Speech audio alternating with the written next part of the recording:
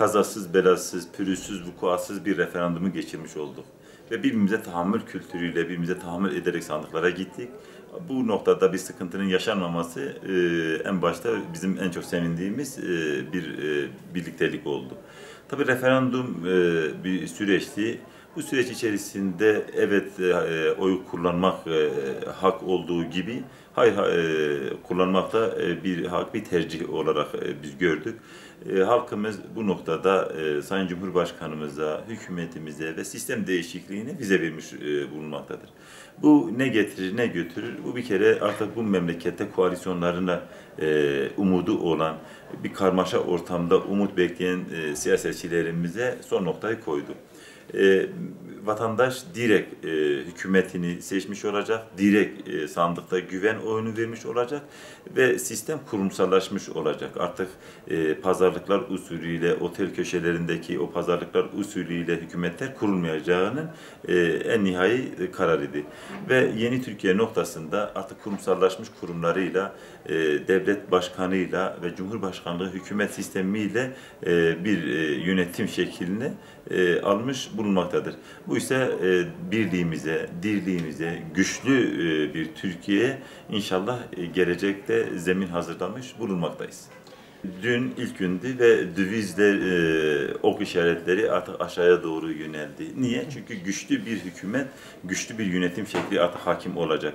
Ekonomisiyle, siyasetiyle, bürokrasisiyle, ticaretiyle bir bütün olarak bu ülke artık asil kodları üzerine yeniden inşa etmek üzere inşallah güçlü bir ekonomi, güçlü bir hükümet, güçlü bir siyaset noktasında istihdama yönelik, ticarete yönelik, özellikle bizim ilimizin de içerisinde bulunduğu cazibeli iller programında hak ettiği payını alacağımıza ve daha güçlü bir Türkiye'yi hep birlikte inşa edeceğimize kanaatimiz ve inancımız tamdır.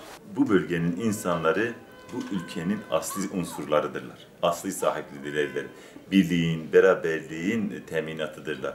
Ve özellikle bu bölgede çıkan her bir oy çok daha kıymete şayandır, takdire şayandır.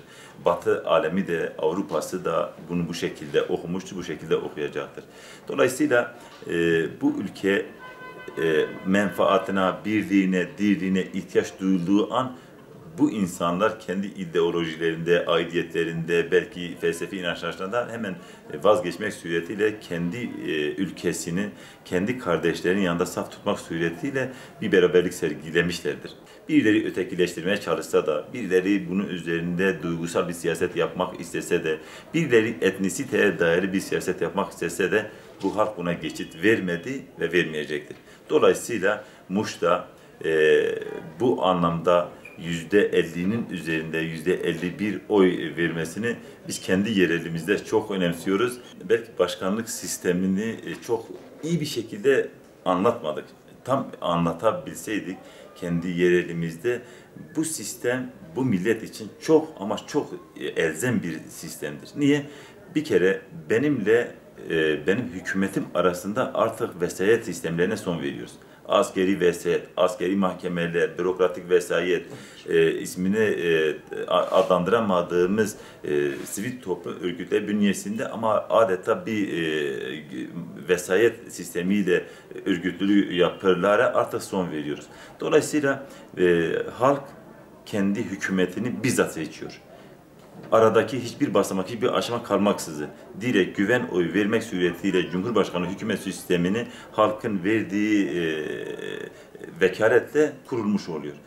Bir, bu memlekette artık koalisyonlar olmayacak. İki, bu memlekette artık devalüasyon, enflasyon olmayacak. Bu memlekette asıl artık provokasyonlar olmayacak. Neden? Çünkü güçlü bir hükümet geliyor ve ikinci turda ihtiyaç duyulduğu zaman her halükarda bu memleketin başkanı %50'nin üzerinde oyla seçilecek.